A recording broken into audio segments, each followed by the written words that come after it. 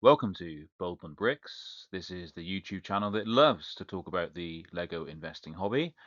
I am the Boldman, and today we are going to have a chat about a topic that's on my mind. Let's call it the Boldman Minutes, Boldman Unplugged, if you like, a fireside chat, even. As always, please be aware that everything we talk about on this channel is purely for entertainment purposes only and does not constitute financial advice. Okay, pull up a comfortable chair, grab your beverage of choice, and let's chat. So today I want to talk about a feeling I've had recently as a Lego investor, going against the flow. In recent years, there have been certain themes of Lego investing, such as speed champions, that are constantly lauded by Lego investors and promoted as safe, high return investments by content creators around the world. This creates a situation where a significantly high proportion of Lego investors and resellers invest heavily in retiring sets within this range, which creates a very high volume of stock on the secondary market post-retirement. Now, I'm not saying that the demand for these sets isn't there. We'll talk about that in a second.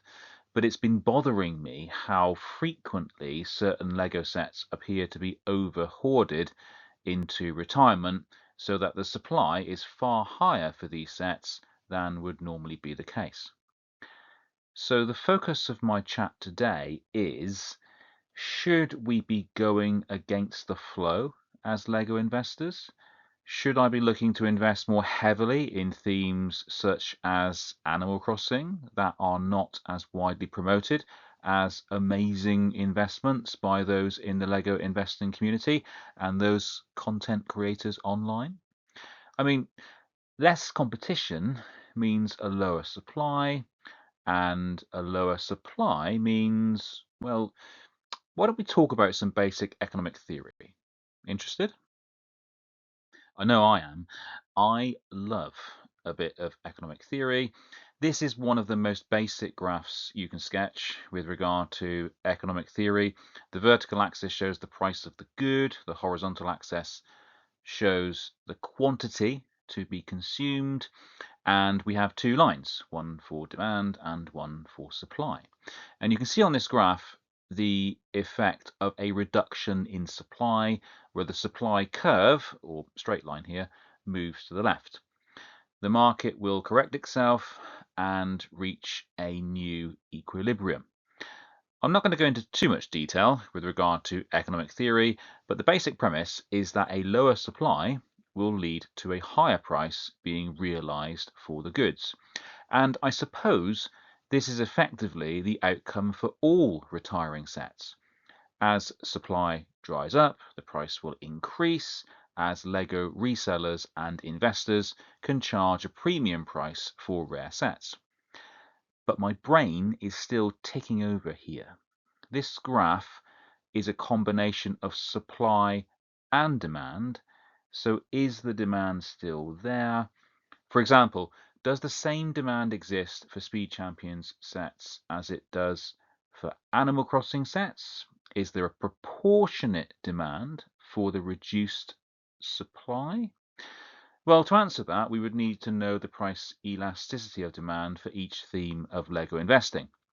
This calculation is based on the proportionate change in price versus the change in quantity. And to my knowledge, this research does not currently exist. Should it exist? Let me know in the comments below. Perhaps it's something I can research and investigate in a future video. But I suppose the point here is that if we are going to go against the flow and invest in sets that are seen to be less attractive, so there is a lower supply after retirement, we need to be absolutely sure that there will be a proportionate demand to compensate. So if we return to our initial thought and consider the dollar signs, I still think this is a good idea in principle. It's about looking for those niche themes or sets that other investors choose to ignore. or that content creators online are not talking about much.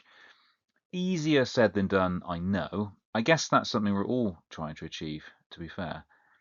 But it does provide us with food for thought.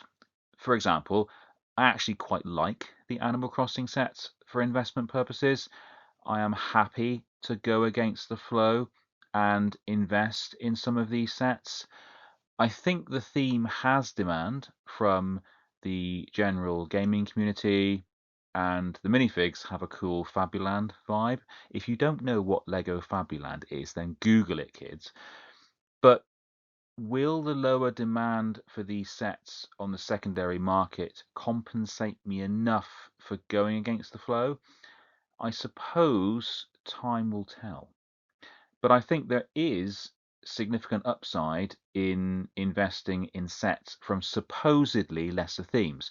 Okay, maybe not Lego Friends, but even Lego Friends and Dreams sets can have winners, especially if the buy-in price is right. And maybe that's the answer. You need a very good buy-in price to assist with the additional risk that you are bearing for investing in sets with lower expected demand. It's possibly a high risk, high reward strategy, people.